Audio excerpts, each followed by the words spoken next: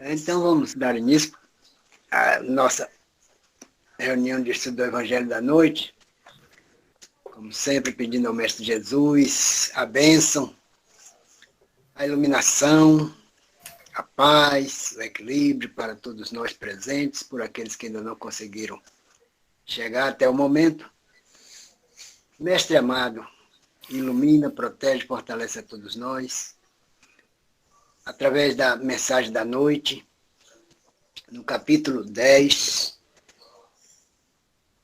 que tem o título de Bem-aventurados que são misericordiosos, com o tema do item 11, 12 e 13. Não julgueis para não ser julgados, aquele que estiver sem pecado, atire a primeira pedra. Que a tua luz, Senhor, fortaleça cada um de nós. Que possamos perseverar neste caminho de amor, de paz, de concórdia, e que todos nós possamos ser iluminados pelo teu amor. Fortalece o nosso irmão Alberto, que fará a palestra da noite, iluminando e protegendo a todos nós. Que a tua misericórdia, Senhor, ampare os nossos irmãos sofredores, necessitados do teu amor, por aqueles que faltam o teto, falta o pão. Que a tua misericórdia ampare e proteja cada um desses irmãos. E assim te agradecemos. Que a paz e o amor sejam constantes na caminhada de todos nós. Por hoje, amanhã e sempre. Que assim seja. Que assim seja. Que assim seja. Que assim seja. Boa noite. Boa noite a todos. Alberto está com a câmera sempre, às vezes fica turva, tal, mas a voz está tranquila, dá para a gente seguir tranquilo. É com você, Alberto. Então, meus irmãos, boa noite a todos, muita paz. Eu estou vendo aqui que só tem amigos, né? A gente fica mais confiante, porque se formos julgados, né, seremos julgados com brandura, com amorosidade, sabendo que aqui eu me sinto como estudante, ainda não sou um representante nato do Espiritismo. Então eu quero já de antemão pedir aos irmãos amigos, né, que se por acaso eu cometer algum erro, né, nesse julgamento aí, nos perdoe com amorosidade, né, e com esse sentimento de tolerância e paciência, porque nós estamos aqui aprendendo. E como o tema hoje foi dado, né, sobre o julgamento, e a gente fica analisando como não julgar, né? Como não julgar? Se nós precisamos ter um parâmetro para direcionar a nossa própria vida. Como não analisar as coisas? E a gente precisa também entender o pensamento de Jesus. Porque ele, imaginemos ele, de onde ele veio, que espírito é esse, de que esfera ele veio, de que mundo elevado ele veio e nos trouxe uma mensagem mais ampla sobre a questão dessa análise de julgar. Então, vendo Jesus como um ser, né, o ser mais puro, o espírito mais elevado que encarnou na Terra, só nos resta, né, analisar as suas palavras e ver a profundidade de sabedoria que ela nos traz. Então, Jesus, como guia e modelo da humanidade, ele ainda precisa ser muito ainda analisado, estudado. E tem muitas coisas que a gente só aprende com Jesus vivenciando as lições. Porque ele mesmo exemplificou no seu grupo, quando ele criou aquele apostolado, ele viu a dificuldade que ele teve, né, para poder, em 3 anos, educar, disciplinar, orientar aquela equipe que seria, para o futuro, os exemplificadores. Então, nós observamos que a própria história de Jesus, a experiência dele, ele só vai adquirir também com a prática, né? O estudo é importante, sem dúvida, porque nos orienta e nos capacita, mas a vivência, né, a experiência no tato com a vida, com as pessoas, isso é que vai nos ensinar o que é essa mensagem do não julgueis para não serem julgados. Antes de entrar propriamente na fala de Jesus, eu queria aqui trazer dois tópicos importantes, que é para a gente ter a ideia, né, da responsabilidade do que é analisar os fatos e analisar e julgar as pessoas. Né? Até que ponto? Porque, de certa forma, nós precisamos, né, ter um julgamento. Como é que nós fazemos esse julgamento? Né? Então, eu trouxe aqui para poder a gente analisar uma questão que Leon Denis nos traz no livro O Problema do Ser e do Destino da Dor, logo no início, quando ele fala sobre a evolução do pensamento. O que é evolução do pensamento? Né? Ele diz assim, uma lei, já o dissemos, rege a evolução do pensamento. Como a evolução física dos seres e dos mundos, a compreensão do universo se desenvolve com o progresso do espírito humano. Ou seja, ele está falando aqui que a gente só vai compreender as coisas, né, a partir do momento que nós desenvolvemos esse progresso, a partir da observação, e a gente vai compreendendo, a gente vai evoluindo, parece que é em conjunto. Né? Então, o universo, o pensamento, na concepção de Leon Denis, ele faz parte de uma lei. Que lei é essa, né? Do pensamento. E ele continua assim.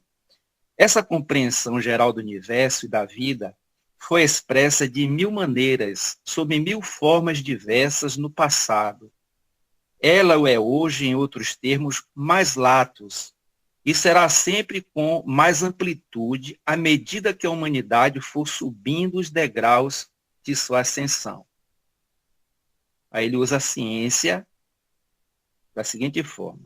A ciência vê alargar-se sem cessar seu campo de exploração. Todos os dias, com auxílio de poderosos instrumentos de observação e análise, descobre novos aspectos da matéria, tanto no macro como no micro. Da força da vida, mas o que esses instrumentos verificam, já há muito tempo havia que o espírito o discernira, porque o voo do pensamento precede sempre e excede os meios de ação da ciência positiva. Os instrumentos nada seriam sem a inteligência, sem a vontade que os dirige. Então a gente observa aqui que ele diz que o nosso pensamento, o pensamento do ser humano, do espírito imortal, ele passa por um processo de evolução. Ele está sempre ascendendo e crescendo. Imaginemos-nos a gente, né, a história da humanidade, há 4.000 anos atrás, 2.000, e a própria história vai nos mostrar a evolução do pensamento. O quanto nós aprendemos, né, nos campos das ciências, no campo das observações, e o quanto vamos aprender ainda. Ora, se há 2.000 anos atrás nós não pensávamos como pensamos hoje, imaginemos aqui, há 2.000 anos no futuro, como serão os nossos pensamentos, né? Como será essa ideia? Como é que ele estará? Então, o pensamento ele está sempre em ascendência, evoluindo, porque a proporção que a gente vai compreendendo o universo em nossa volta, e também eu trago esse assunto aqui porque o pensamento, como ele evolui, no campo das relações humanas, ele vai evoluir também. Então, essa questão de saber aquilo que é correto e incorreto, aquilo que é bom e aquilo que é ruim para a sociedade, vai passar por esse critério do desenvolvimento do pensamento, das ciências, né, que hoje a gente tem aprendido de maneira humana. Né? E olhe, Aqui a gente não falou nem do espírito ainda. Mas nós, como somos espiritualistas, reencarnacionistas, não só o pensamento evolui, mas o ser que pensa, que é o espírito imortal. Então, existe uma parte ainda que está, vamos dizer, obscura para a maioria da humanidade ainda, dos espíritos, né, que precisam desenvolver o pensamento em todas as áreas, no campo religioso, né, no campo das ciências. Até pouco tempo, século passado, a religião, o pensamento religioso brigava com o pensamento científico, né? Teve que vir a doutrina espírita para unir e pacificar. E a gente, espírita, a gente sempre procura unir a ciência à religião. Né? Dois campos de pensamento que muitas vezes eles, né, não coincidem porque o pensamento religioso ele não progrediu ainda nesse campo, né, da filosofia, das religiões. Ela precisa acompanhar a ciência. Nós espíritas não, a gente precisa ainda estudar esses dois campos para poder que haja equilíbrio. Quantas coisas, né, quando a gente está estudando o livro dos espíritos, a gente não sabe explicar, né? Porque ali tem conceitos científicos profundos que nos falta até embasamento para responder. Apesar de ter perguntas e respostas, né, que os espíritos tentaram simplificar, mas por trás traz uma ciência. Nada mais do que uma evolução do pensamento. Então, eu trago essa ideia do pensamento para poder a gente chegar na frente e entender essa questão do julgar, do analisar. Como é importante a gente ter o pensamento, né, sempre atualizado. O que é que embasa, né, os meus pensamentos, as minhas ideias? Ela está envolvida no ideal de justiça, no ideal de igualdade, no ideal de amorosidade. Então, o pensamento está sempre evoluindo, como está ali no livro dos Espíritos, na lei de justiça, amor e caridade. Então, o pensamento ele é de fundamental importância para a nossa evolução.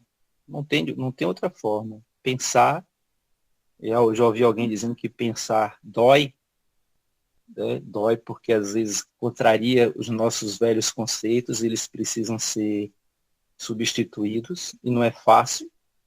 Né? Não é fácil porque nós temos muitas vezes preguiça de pensar nessas ideias. Então, como a vida ela é grata com a gente, ela não força de uma maneira assim violenta e agressiva, ela nos dá a liberdade para que a gente, por livre e espontânea vontade, vá percebendo a importância do pensar nas relações humanas. Olha hoje, né?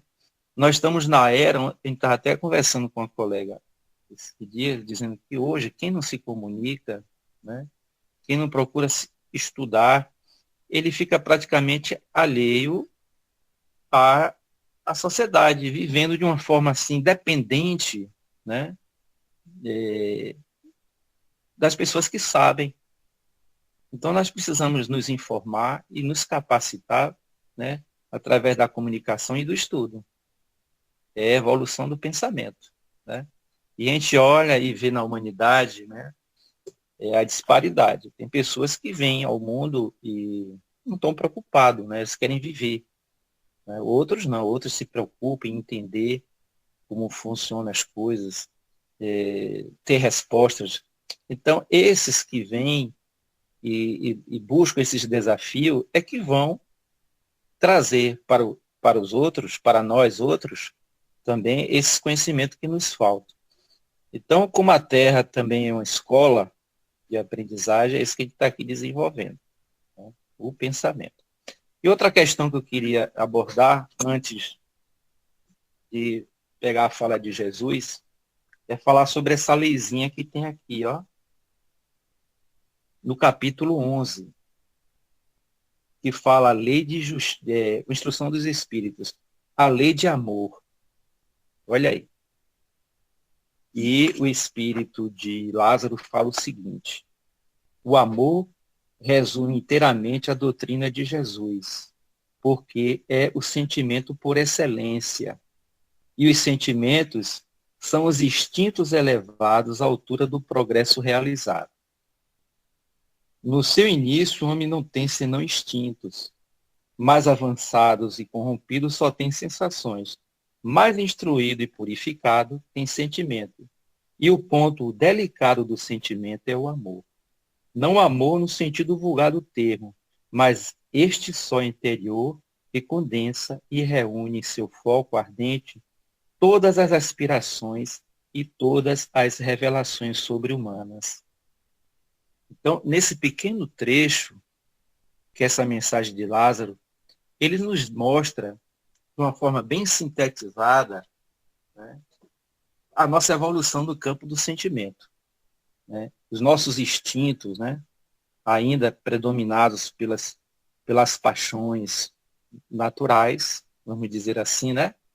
Depois vem as sensações, os sentimentos, e depois o amor. Ou seja, nós estamos também evoluindo no campo dos sentimentos. Então, trazendo esses dois aspectos, que é o pensamento e o amor, eles nos capacitam, né? Nos dão, assim, estruturas para melhor entender as questões da vida e como eu estou inserido nele, e o processo de evolução. Então, o pensamento e o amor são as ferramentas que nos vão capacitar para entender, né, a justiça de Deus, entender as questões da vida, a questão do sofrimento, da dor, da felicidade. Então, se a gente não tem desenvolvido esses dois aspectos, vamos viver ainda, né, no tempo da pedra, onde só vivíamos para procriar e nos alimentar. Então, gente, eu queria que a gente focasse bem essa reflexão sobre essas duas questões. E agora, entrando no assunto mesmo, né? Vamos tentar entender um pouquinho o pensamento de Jesus. Eu ouvi uma palestra na semana passada, onde um palestrante dizia que é difícil entender o pensamento de Jesus, né? Então, no todo, porque a gente vai entendendo, né, o pensamento dele de uma maneira muito simples. Se a gente fazer um esforço e tentar não complicar, porque eu acho que Jesus ele ensinou assuntos desafiadores de uma forma muito simples, que qualquer pessoa de qualquer nível, de qualquer escala evolutiva, ele pode captar. Porque ele fala de sofrimento, de dor, ele fala de alegria, de felicidade, ele promete, né? Ele promete coisas boas, mas para isso ele dá uma regra, né? Uma regra de conduta. Praticamente, na visão espírita, é aquela: quais são as leis de Deus, né? Seguir elas de uma forma justa, honesta e sincera consigo mesmo. Porque a gente pode até enganar o outro, mas a gente não engana, nós não engana de jeito nenhum. A nossa consciência vai sempre cobrar aquilo que o espírito já divisou, né? É como, eu me vejo assim, como que eu preciso caminhar para frente, aí eu vejo uma montanha lá em cima, assim, um horizonte bonito, mas eu vejo assim as montanhas que eu tenho que caminhar, que são muitas, né? Aí eu olho para trás e vejo aquilo que eu já andei também, que também foram muitas montanhas, muitas descidas, perigos, sofrimento e dor. Aí você não quer mais voltar atrás, não é isso? Não quer. Evolução é isso. O pensamento de Jesus é esse, ele usa elementos simples para nos estimular aquilo que nós temos de melhor em nós e desperte. Ora, se eu subo numa montanha e preciso caminhar, vejo o horizonte lá na frente, bonito, né? Sol, me convidando. Mas eu tenho muita estrada para caminhar, eu tenho que ir para frente. Não posso voltar de novo a vivenciar os mesmos perigos, aos mesmos sofrimentos. Então, coisas boas nos espera.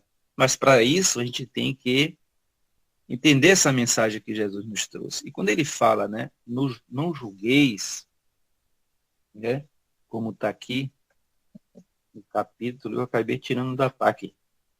Ele fala assim, não julgueis a fim de que não sejais julgados, porque vós sereis julgados segundo houver julgado o outro, e se servirá para convosco da mesma medida da qual vos serviste para com ele. Olha o que ele nos alerta aqui. Né? Que a gente vai julgar de acordo, a gente vai ser julgado de acordo com a medida que julgamos o outro, o semelhante. Entendeu? Olha que pensamento, né? Faz você assim, por ser brando, se eu julgo o outro com severidade, sem honestidade, se eu julgo o outro com interesses, né? Então eu serei julgado da mesma forma.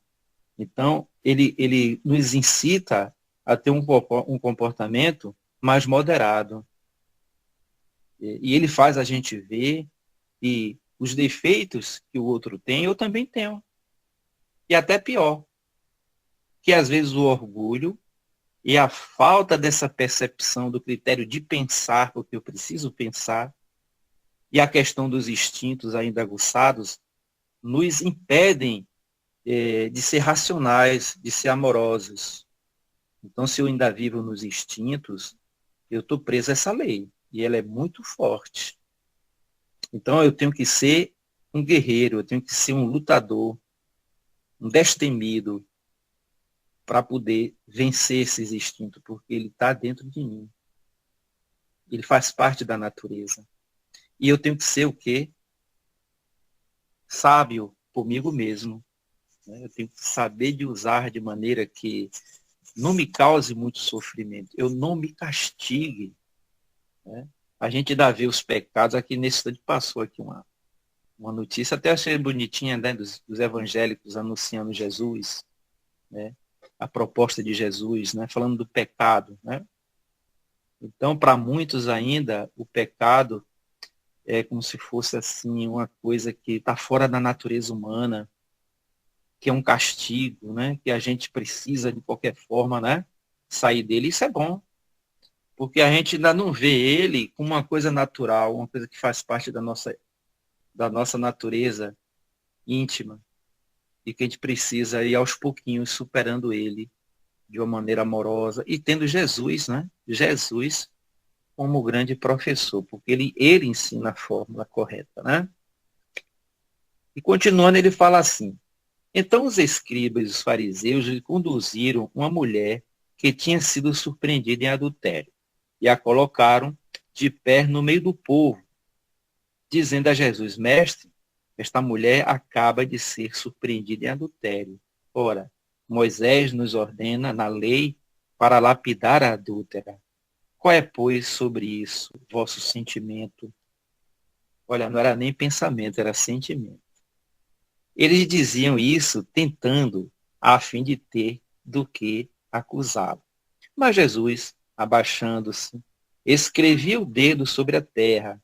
Como continuasse a interrogá-lo, ele se ergue e lhes diz, aquele dentre vós que estiver sem pecado, lhe atire a primeira pedra. Depois, abaixando-se de novo, continuou a escrever sobre a terra. Mas eles, ouvindo falar assim, se retiraram um após outro, os velhos saindo primeiro, e assim Jesus permaneceu só com a mulher que estava no meio da praça. Então Jesus, se levantando, lhe disse, mulher, onde estão os vossos acusadores? Ninguém vos condenou? Ela lhes disse, não, Senhor. Jesus lhe respondeu, eu também não vos condenarei. Ide, e no futuro não pequeis mais. Então a gente vê nessa passagem aqui, Jesus, vamos dizer assim, o grande juiz do amor. Ele vem entre os homens e nos faz e nos mostra ver que todos nós tivemos uma mesma origem, temos defeitos que precisam ser entendidos um pelo outro, e trabalhar para a melhora do outro. Até isso a gente não faz ainda, né? Porque ainda os nossos instintos ainda são muitos primitivos. Às vezes a gente tem noção de que aqueles que julgamos que são que fazem coisas erradas, a gente esquece que eles precisam da nossa ajuda, né?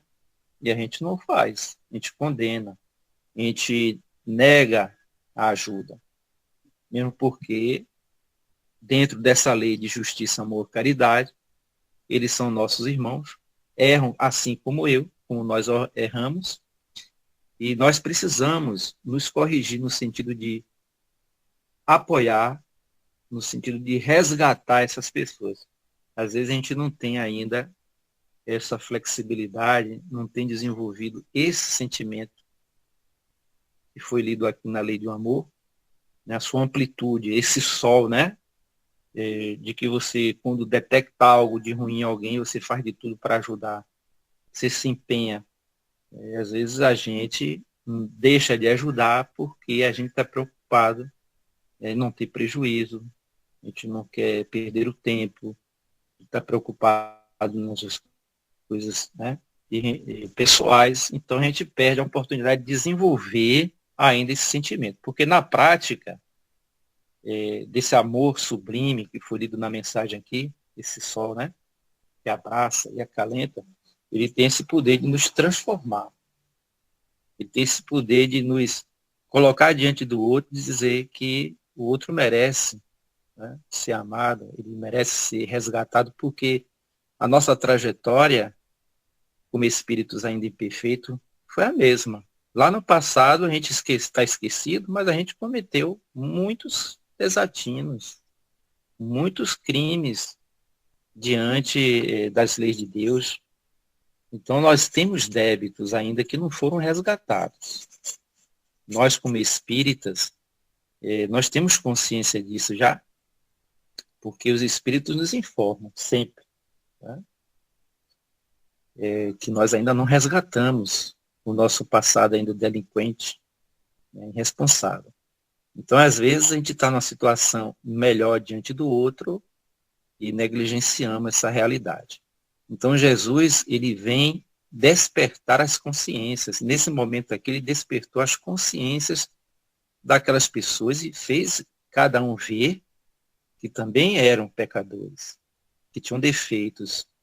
Então, Jesus tinha um poder de juiz, um juiz da amorosidade e da plenitude, da justiça plena, porque Jesus ele já tinha desenvolvido, né, nele a sublimidade da lei de Deus. Ele chegou nesse ápice desse amor que abraça e acalenta e instrui. Então, o amor também é esse poder que emana daquele que ama. E isso nos falta muito ainda. Nos falta muito e as pessoas, às vezes, né, não sentem. Tem medo, né? E quem se aproximava de Jesus, a depender do despertar de cada um, da evolução de cada um, das necessidades que cada um tinha, Jesus preenchia, né? Se aquele sofria de algum problema moral ou material, ele sentia que Jesus tinha o poder de dar alguma resposta. Então tinha confiança. O magnetismo de Jesus é um magnetismo, né, incomparável. É aquele amor assim, só das pessoas que amam, né, eles sentem. E vê o quanto aqueles que ainda não têm necessitam. Então, gente, essa mensagem, essa passagem aqui, ela é muito reflexiva, porque a gente precisa nos olhar realmente como somos. Não criar imagens falsas da gente como pessoas perfeitas, né?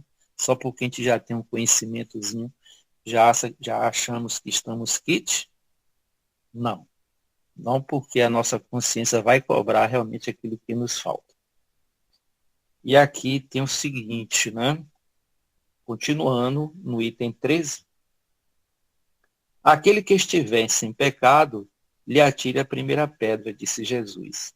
Esta máxima nos faz da indulgência um dever, porque não há ninguém que dela não tenha necessidade para si mesmo.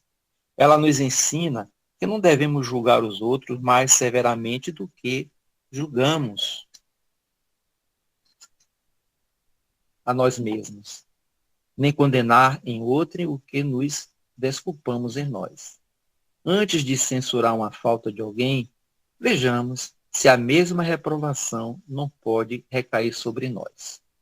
A censura lançada sobre a conduta de outra pode ter dois motivos: reprimir o mal ou desacreditar a pessoa cujos atos se criticam. Este último motivo não tem jamais desculpa, porque é da maledicência e da maldade. O primeiro pode ser louvável e torna-se mesmo um dever em certos casos, uma vez que disso deva resultar um bem, e sem isso o mal não seria jamais reprimido na sociedade. O homem, aliás, não deve ajudar o progresso de seu semelhante? Não seria preciso, pois, tomar no sentido absoluto esse princípio: não julgueis, se não quiseres ser julgado, porque a letra mata e o espírito vivifica. Interessante aqui que Kardec nos alerta que, pelo fato de Jesus ter condenado, né, a gente não julgar, isso não quer dizer que a gente não julgue na questão de fazer o bem. Quando o mal ele deve ser detectado e ele deve ser até ser exposto na sociedade, nós temos que ter coragem para isso. E ele teve, Jesus teve. Onde ele viu os erros da sociedade da época, ele combateu, ele sofreu as consequências da sua coragem, né, de detectar o erro e tentar ali ensinar e mostrar os erros das autoridades da época. E ele foi combatido e ele foi crucificado por isso, por mostrar uma verdade que, de certa forma, já estava necessária vinha à humanidade, e faltava aquele que, né, encarasse esse trabalho e trouxesse e assumisse toda a responsabilidade e as consequências. Porque trazer a mensagem de amor, naquele tempo onde, né, o perdão ele era, né, para a cultura principalmente dos romanos, era uma covardia. Perdoar era uma covardia. Era um ato indigno. E Jesus mostrou que o perdão é uma necessidade do espírito, para que a gente se liberte do mal, se liberte dos nossos próprios conflitos, porque sem o perdão, o espírito não se liberta. Então Jesus trouxe essa mensagem para que a gente nos libertasse do nosso passado equivocado, desse julgar que a gente sempre julgou com interesses próprios, estimulados e inspirados pelo instinto. Então Kardec nos mostra aqui que julgar é necessário, mas hoje vamos julgar com o quê? Com um pensamento já desenvolvido, um pensamento já mais trazendo para a gente o senso de justiça, o sentido de igualdade, os direitos, o sentido de direitos que todo ser humano tem. Então, nesse desenvolver dessas ideias e desse pensamento, já nos preparamos para uma análise maior das situações, dos fatos. Então, julgar agora num outro nível. Então, analisemos Jesus.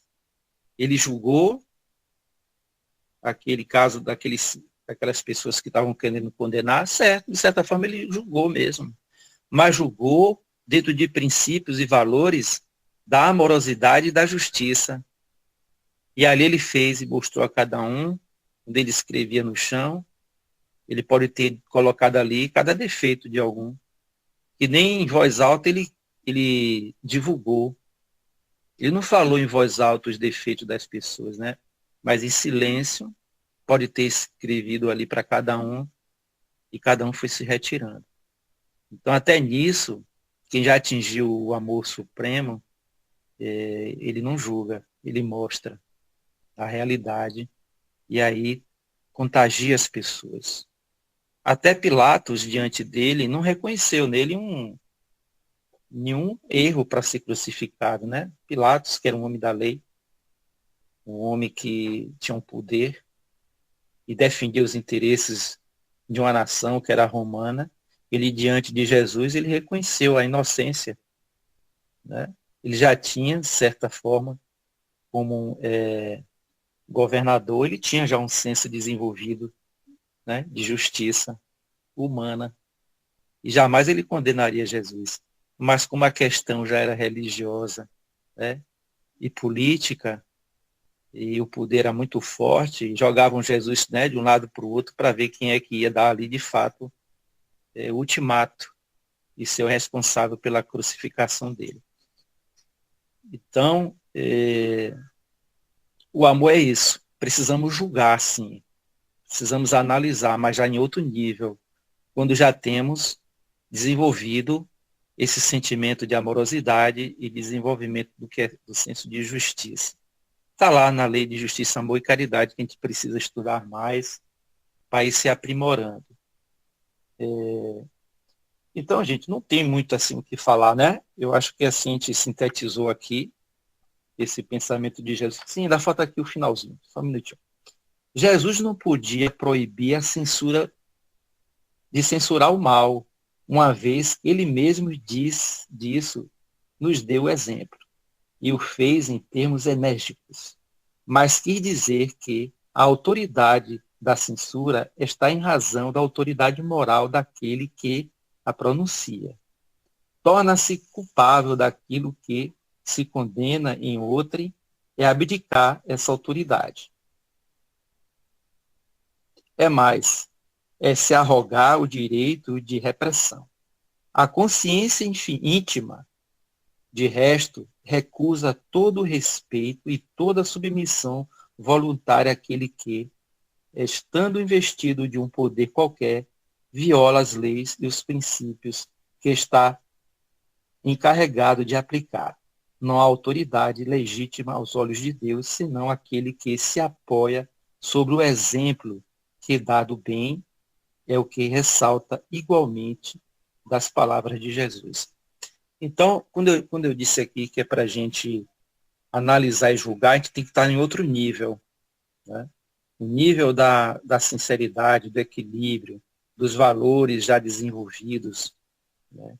Com essa imparcialidade, se colocando sempre no lugar do outro também, porque vamos errar, não tenho dúvida disso. Na nossa caminhada daqui para frente também, nos desafios, vamos cair também. Vão ter pessoas ao nosso lado que vão nos resgatar, nos auxiliar. Vamos ter sim, porque precisamos aprender muitas coisas que não aprendemos só pelo estudo. A prática vai ser necessária para que também a gente liquide os nossos débitos do passado, que são muitos, né? Só o Espírito, né, sabe disso. Não tem como esconder, não tem como negar, gente, né? Deus não vai fazer a gente sofrer, não permitir que o sofrimento, se não houver uma justificativa plausível e justa, se o mal não está dentro de nós. Então, ninguém sofre pelo outro. Nós temos, né, a nossa cota de resgate, que vai ser os grandes desafios daqui para frente. Não tenhamos dúvida, porque eu percebo que muitas coisas que eu aprendi aqui no Espiritismo eu não coloquei em prática, e talvez nessa encarnação eu não coloque, não vai dar tempo, mas que eu não me desespero, né? Por isso, porque não vai dar tempo mesmo, eu tenho consciência disso, por causa da minha insegurança, pela minha fragilidade, pelos meus complexos, tantas coisas me impedem ainda, né? Por mais que a gente estude no Espiritismo, né? Todo dia, 1 hora estudando, por mais que a gente ouça, a gente vê o quanto ainda somos frágeis. Mas que no futuro, com certeza, tudo que a gente aprendeu no Espiritismo, a gente vai colocar em prática, não tenha dúvida disso. Pode ser nessa encarnação, pode sim, como pode ser nas outras. Então, tudo que foi nos dado aqui, que a gente está aprendendo na escola do Espiritismo, é de alto valor para o espírito, é de alta reflexão. Ela vai nos capacitar e nos preparar para esses desafios, né? Essas montanhas que Jesus quer que a gente supere, suba e desça. Jesus não quer que a gente tire a montanha do caminho e saia, não. Ele quer que a gente suba. Ele quer que a gente adquira o conhecimento através do trabalho e do estudo. Então, eu queria aqui encerrar com uma mensagem que tem no livro O Homem Integral, no item 34, se eu não me engano, do livro de Joana de Anjos, né, com Divaldo Franco. Interessante que eu vejo essa mensagem como uma receita da felicidade. Eu quero ser feliz. Eu quero me capacitar para poder julgar as pessoas e os atos dela com equidade, com senso de justiça, com amorosidade. Então ela passa, eu digo sempre que é uma receitinha de bolo. Ela dá 4 ingredientes maravilhosos aqui. O livro é O Homem Integral. Na realidade, ela fala que esses 4 itens no estudo é para a gente se libertar do sofrimento. Como é que eu me liberto do sofrimento? Aí ela cita aqui o primeiro, né? Ela chama assim de terapia liberativa. Eu preciso me liberar dos sofrimentos. Porque tem muitas coisas que me angustia, né? Me desequilibra, porque eu julgo. Porque eu estou sempre julgando. Quando eu julgo, eu separo. Eu deixo o outro longe de mim e me coloco numa posição assim de exclusividade. Como se eu já fosse uma pessoa totalmente perfeita, né? E nego o outro, condeno o outro né? Pelo que ele é. Então ela fala assim, considerar todos os indivíduos como dignos de ser amados. Olha que maravilha.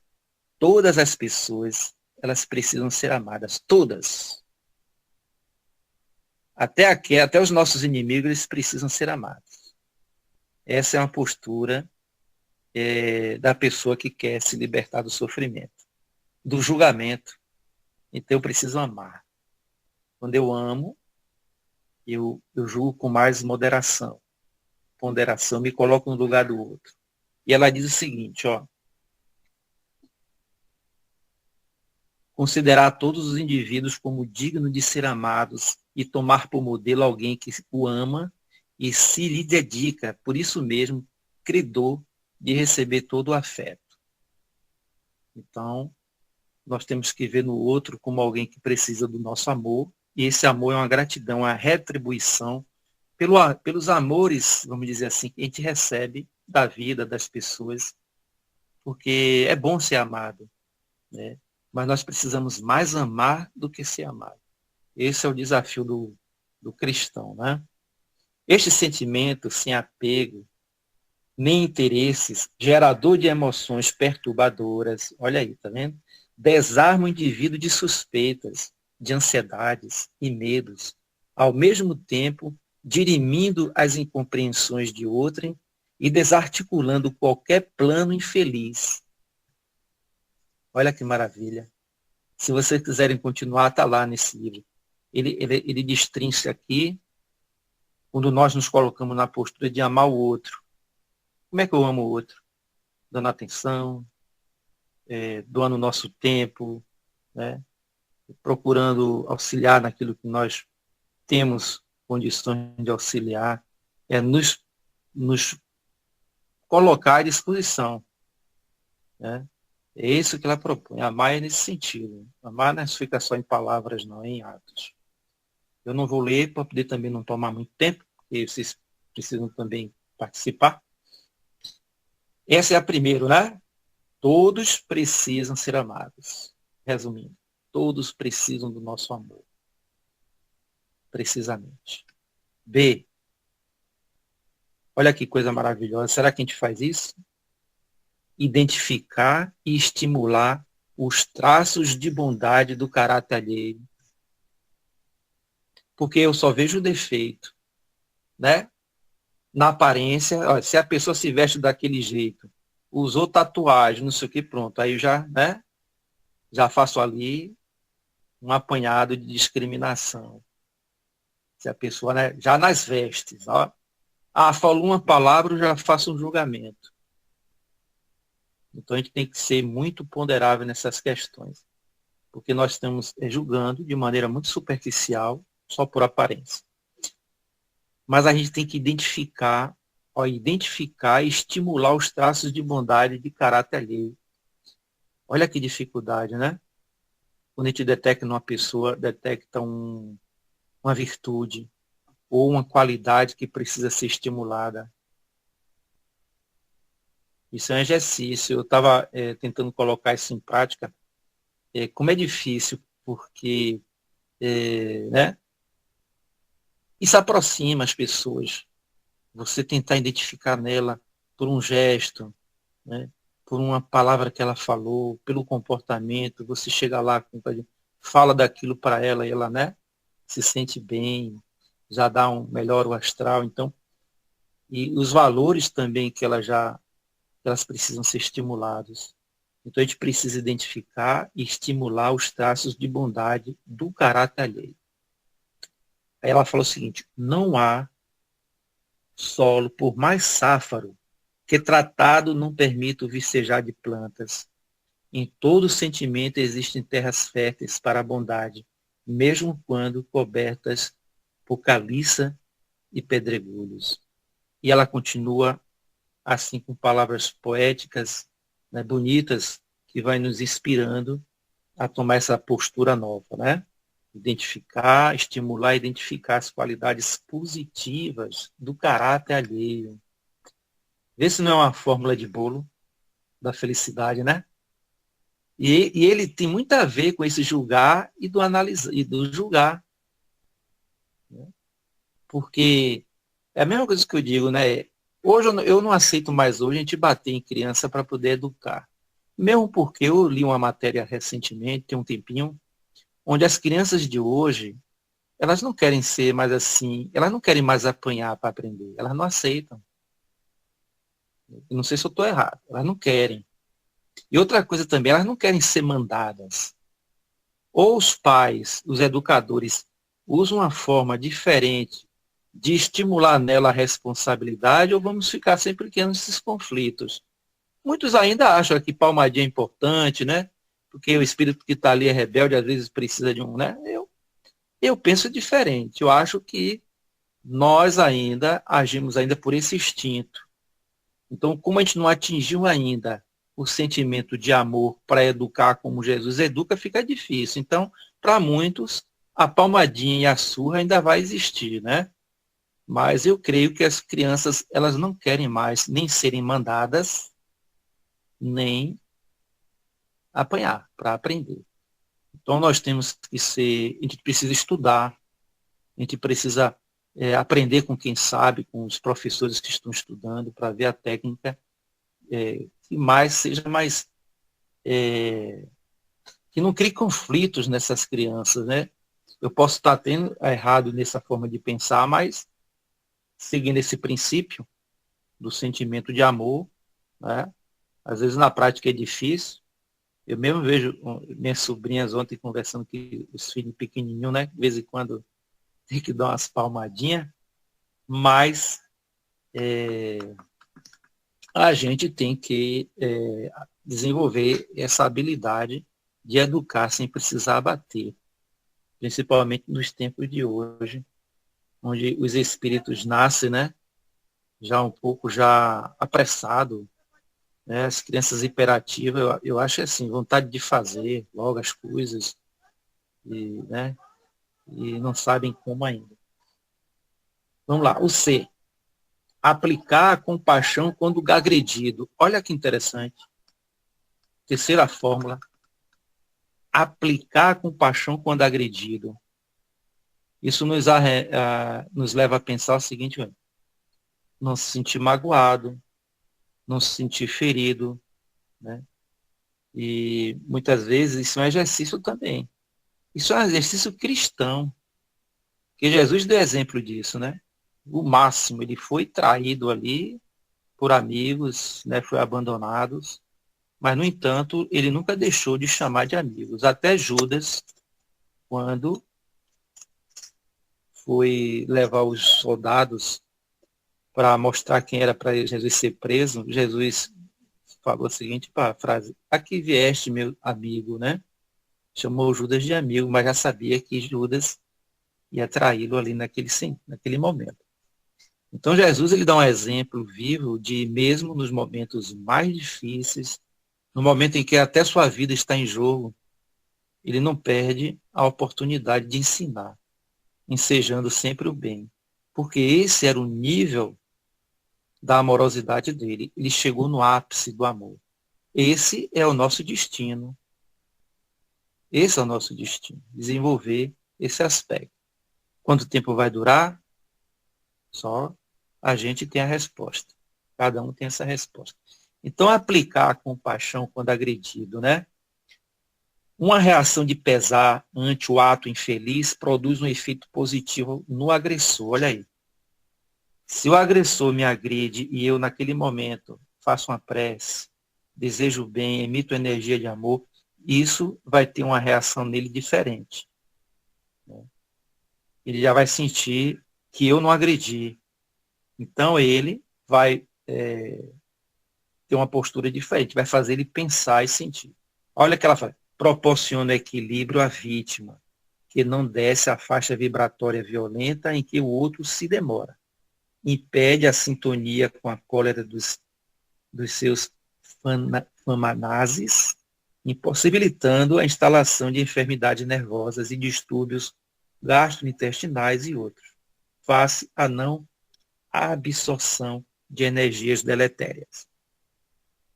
Então, quando nós sentimos ódio, raiva, rancor, há um desequilíbrio, né, psíquico, físico, fisiológico também, porque nós mandamos descargas, né, descargas elétricas e hormonais para a corrente sanguínea. Olha aqui, né? E D, a última, essa aqui fecha a receita do bolo da felicidade. O amor deve ser constante na existência do homem. Às vezes a gente, durante o dia, assim, a gente comete atos e depois faltou o amor. Realmente, né? Se a gente tivesse colocado um pouquinho do amor, as coisas não aconteceriam de forma desagradável e nós não perderíamos a oportunidade de ser o exemplo para nós mesmos, para a gente provar a gente mesmo que a gente mudou. Então, o amor, como ela fala aqui, deve ser a constante na existência do homem. Porque nos momentos, né, que formos desafiados, ou formos convidados, porque a todo instante estamos, porque a gente não vive sozinho, né? Ao sair de casa, a gente já é confrontado com pessoas, situações, não é nem pessoas, é situações, onde a gente é convidado a provar para a gente mesmo se a gente mudou.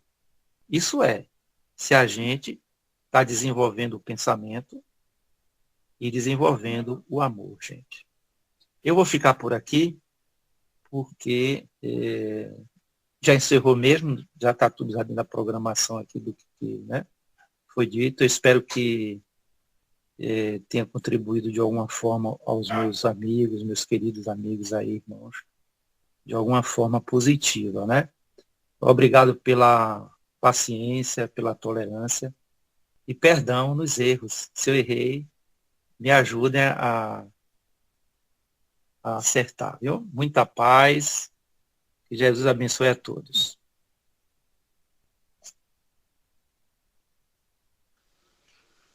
Pois é isso aí. O Evangelho traz todos esses ensinamentos e cada um está no seu grau para esse entendimento. E nesses 4 itens que você colocou, eu estava observando aqui exatamente 4 itens que se encaixam no que você relatou.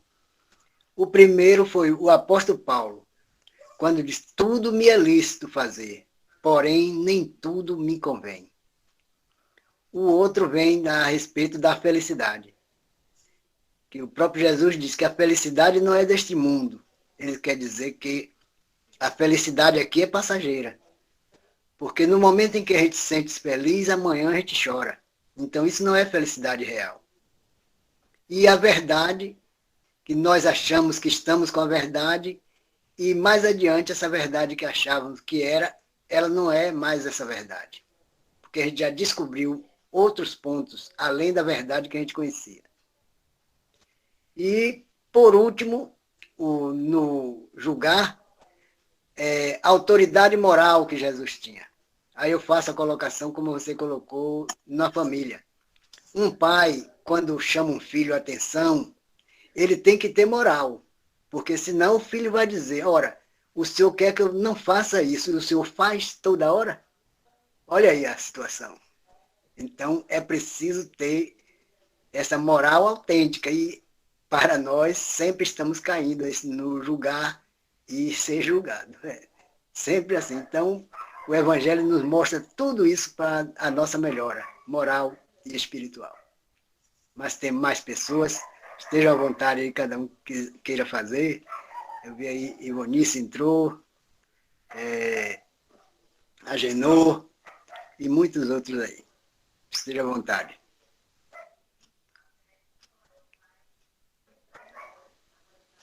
Cláudia já está querendo falar aí.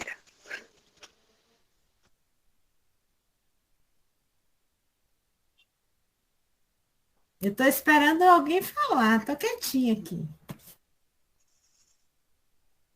Vou falar, agradecer ao meu irmão Alberto pelas explanações que ele fez, muito coerente, apesar de ter entrado atrasado, estava em outra live fazendo trabalho com os nossos irmãos lá de Maragogi, mas a verdade é como Adalberto acabou de nos referir, que o Evangelho, o julgar não é criticar.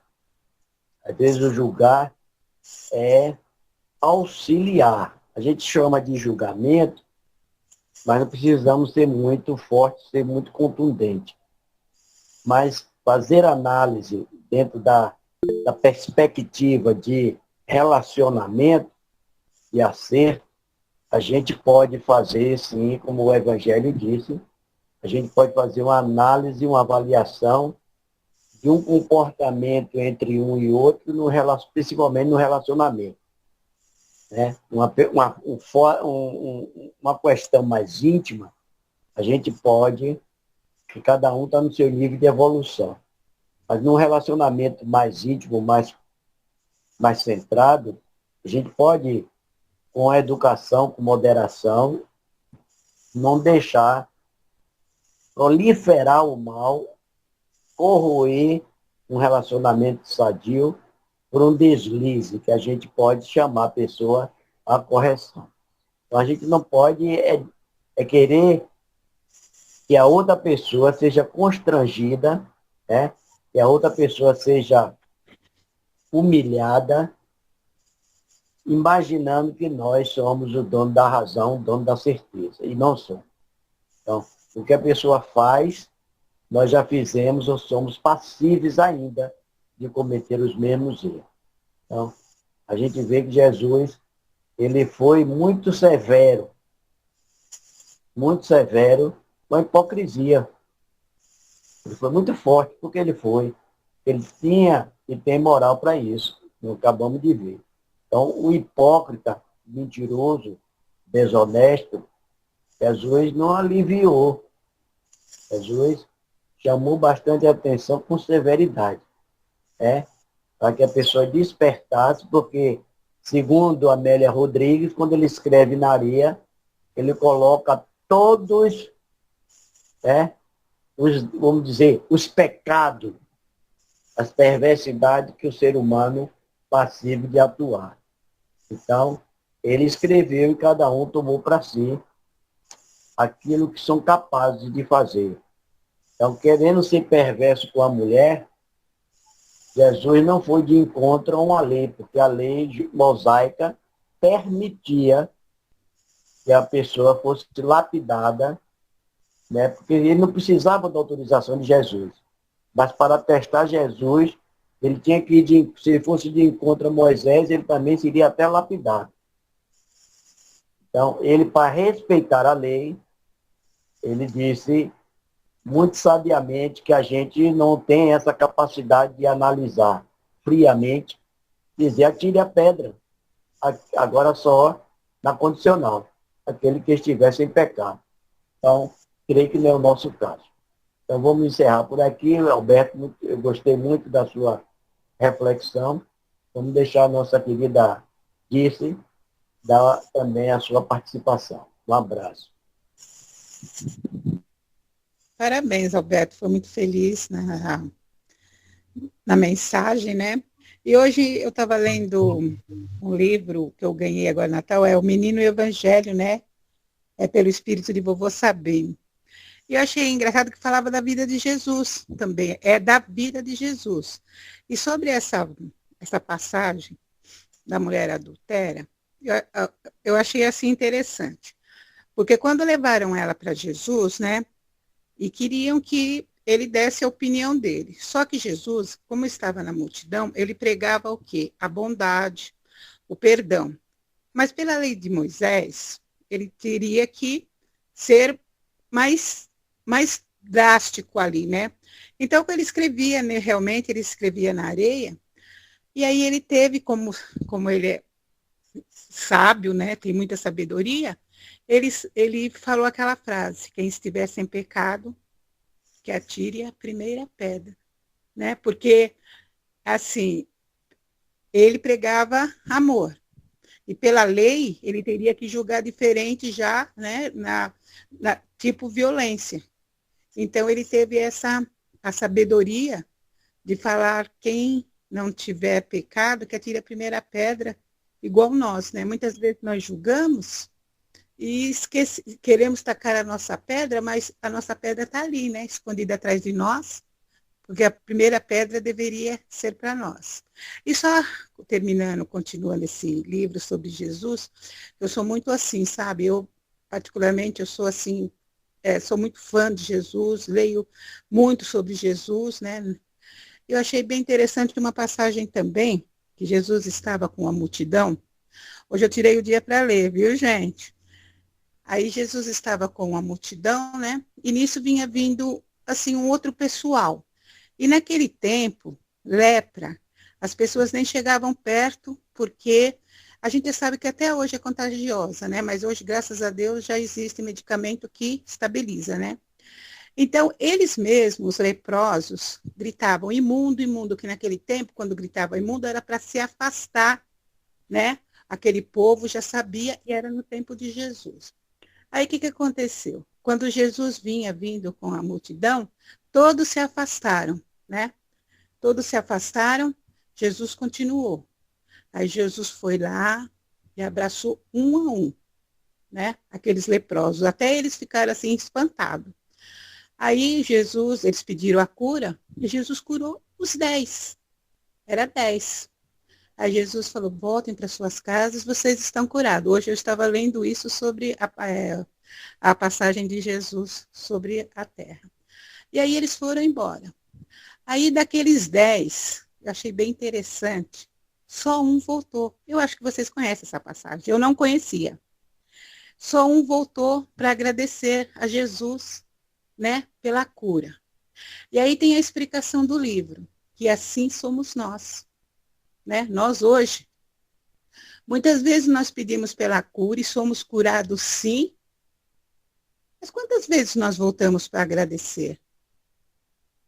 Então a explicação é essa, né? Que muitas vezes a gente precisa abrir o nosso pensamento, o nosso olhar para a gratidão, sabe? Pelas bênçãos que nós temos diariamente, toda hora, E a gente nem percebe, a gente nem agradece. A gente fala, eu merecia isso mesmo, sabe? Então, a lição me chamou a atenção por isso.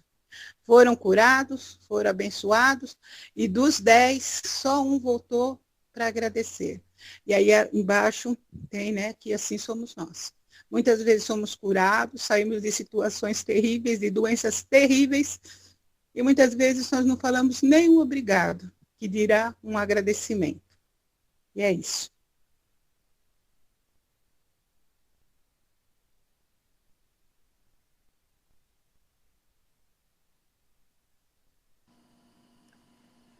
Parabéns, Alberto, pela explanação maravilhosa. Parabéns mesmo, Deus te abençoe. Seu Adalberto, todos vocês aí. Deus que os abençoe grandemente sempre. Obrigado.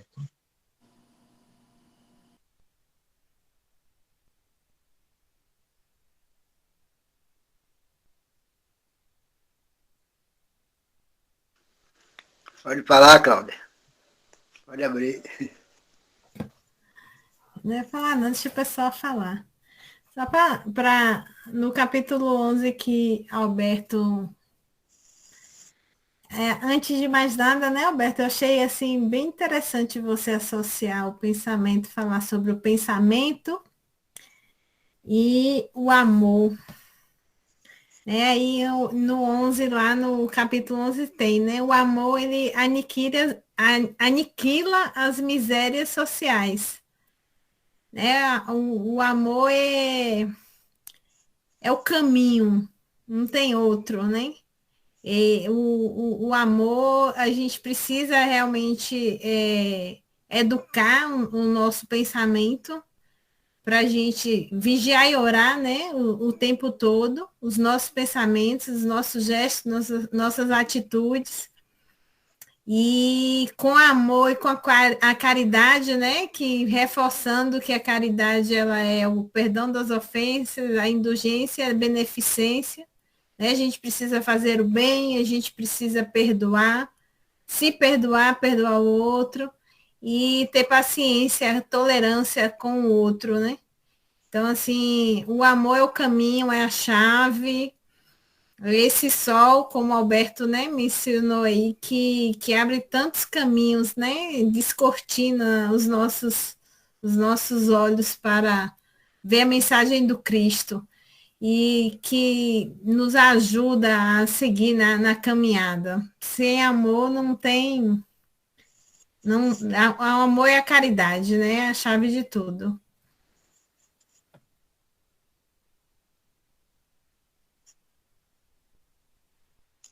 Eu queria ressaltar... Parabéns, Alberto, pela belíssima explanação, muito boa. Obrigado, Letícia.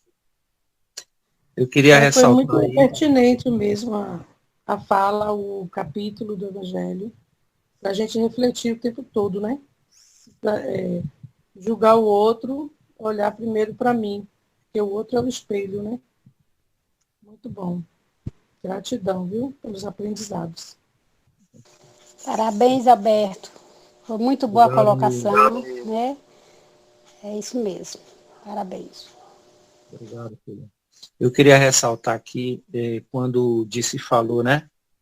Que os judeus orientavam o apedrejamento e Jesus o perdão. Interessante que a gente precisa, né, analisar as coisas e ver onde está a lei dos homens e a lei de Deus. Antes de Jesus, nós éramos inspirados pela lei do homem, a lei do poder, a lei da força. Jesus ele veio e nos trouxe a lei de Deus, nos seus exemplos e nas suas palavras. Então, até hoje ainda, nessa questão do pensamento, a evolução do pensamento religioso, a gente ainda está muito atrasado, porque tem muitas coisas que foram criadas pelas leis humanas.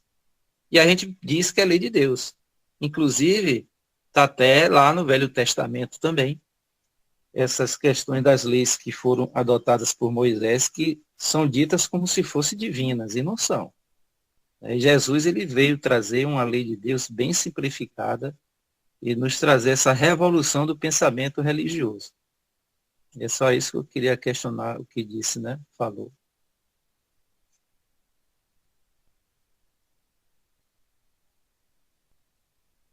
Tá Que desligado. Marisa, minha mãe dizia, né? Quando a gente aponta o dedo para um, volta quatro para a gente, né? Não é assim? Volta quatro para a gente, né?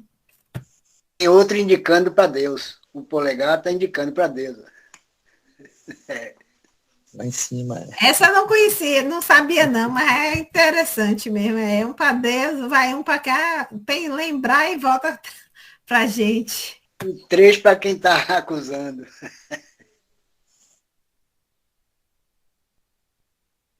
Quem tem telhado de vidro não atira pedra no telhado dos outros, né? Também tem essa.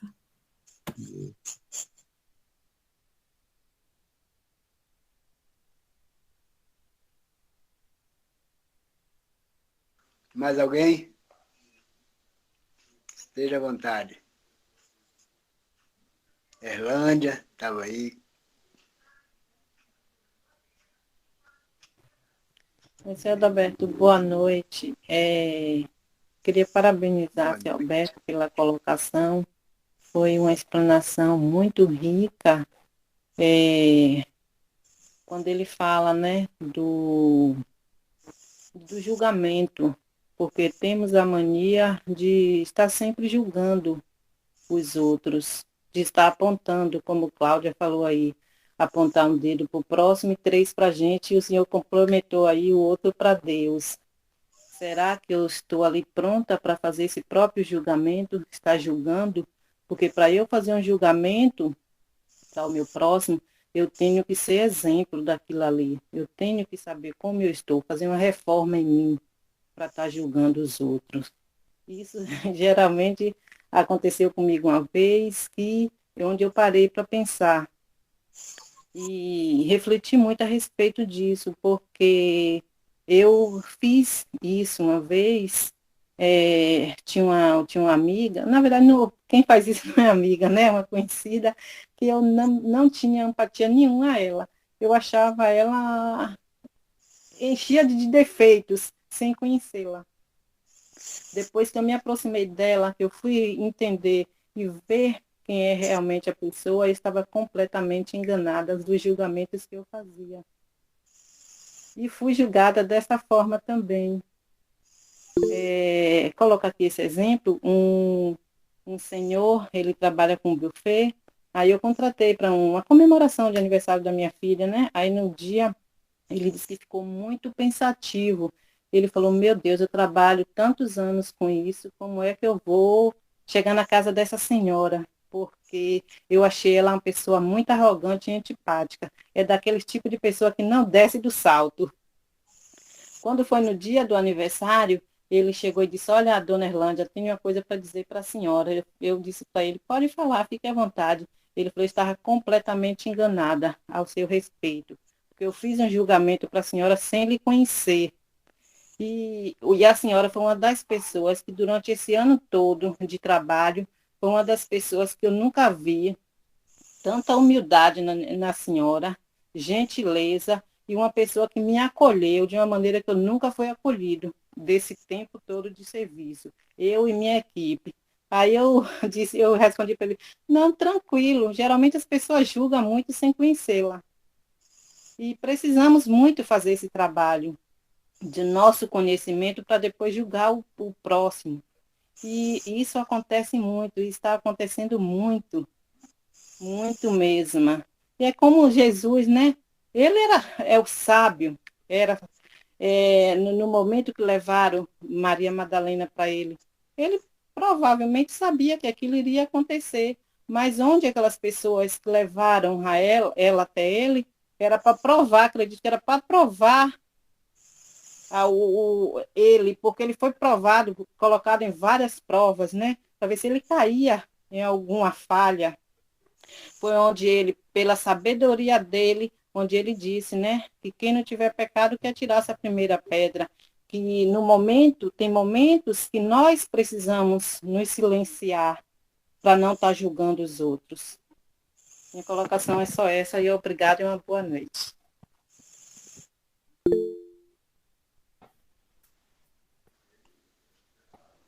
Aí, Alberto, Erlândia falando aí agora, me lembrei de uma questão, porque quando a gente é julgado, como ela falou, porque me remeteu a uma situação que aconteceu comigo, que aí você tem que, no caso aí, vigiar o pensamento, você respirar, fazer uma oração e não deixar aquilo, né, lhe atingir, porque você tem consciência do que você é, e ao mesmo tempo fazer, a conduzir a situação de forma que você também não ofenda quem lhe ofendeu, né, que você não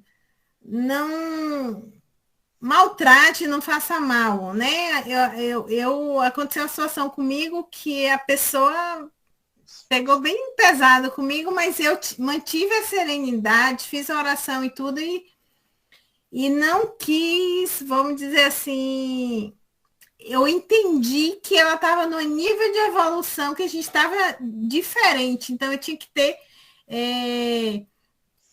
a tolerância, pratiquei a indulgência de entender que ela não estava, né? O entendimento que eu já tenho, o conhecimento da doutrina me fez ficar tranquila e dar tempo ao tempo. E hoje, totalmente, a situação está completamente diferente.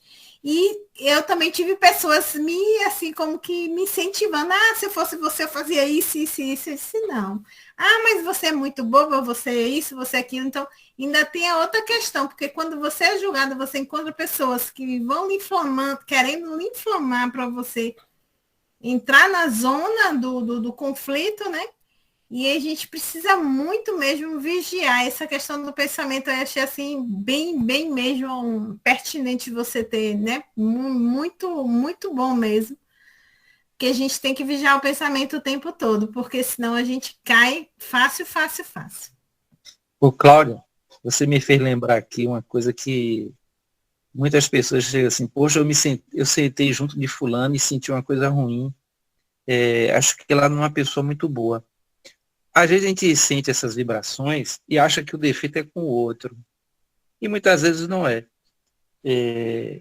Kardec fala sobre as aversões dos fluidos. Às vezes, o fluido, né, as energias que nós emitimos, o pensamento, faz a gente sentir uma empatia. Às vezes não tem nada a ver com vida passada, né?